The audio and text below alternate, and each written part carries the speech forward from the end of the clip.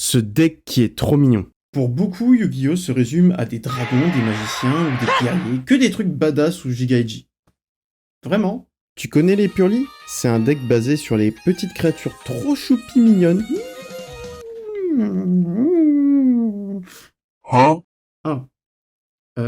Vous êtes encore là. Ouais. On continue, hein. Je disais, c'est un deck basé sur des petits animaux de niveau 1 qu'il faudrait bien traiter pour les faire grandir dans l'une des différentes formes d'évolution. Attendez une minute. Ouais, il y a peut-être une ressemblance avec la famille d'un Pokémon.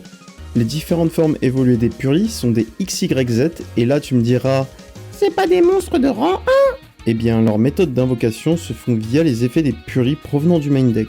Ces derniers vont utiliser une des magies rapides de l'archétype pour se superposer avec et donc se métamorphoser. Beau souvenir qui invoque beauté pour annuler un effet de monstre adverse et changer la position de combat d'un monstre. Délicieux souvenir invoque Dodu qui s'attache maximum 2 magies pièges dans les cimetières et peut bannir un monstre jusqu'à la end phase. Heureux souvenir invoque Bonheur qui ajoute une carte Purli après avoir combattu et peut renvoyer une magie piège de l'adversaire à sa main. Souvenir endormi invoque Noir qui remonte 1 à 2 cartes dans la main de l'adversaire et peut poser une piège Purli depuis ton deck. Quant aux versions X de Bonheur et Noir, on peut les invoquer par-dessus un X6 de rang 2 qui a 5 matos ou plus, ou juste le bon Purli, mais ils ne resteront que 2 tours. On peut tellement accumuler de matériaux X6 sur des monstres du même genre, qu'on peut superposer par-dessus, que on peut sortir Portail du Dragon ou Zeus. Oui, Zeus. Vous savez la carte qui wipe un board? Bah c'est terrifiant quand il a 6 matos.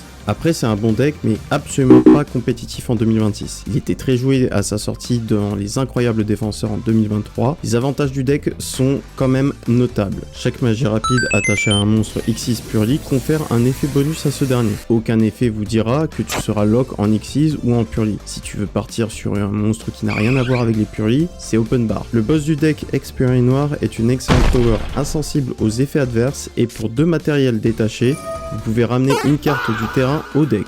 Et c'est pas qu'une fois par tour cet effet. Pour la petite anecdote, je me disais, je trouvais aucun deck X6 qui me plaisait, jusqu'à que je me dise, tiens, il ressemble à mon chat. Pas mal.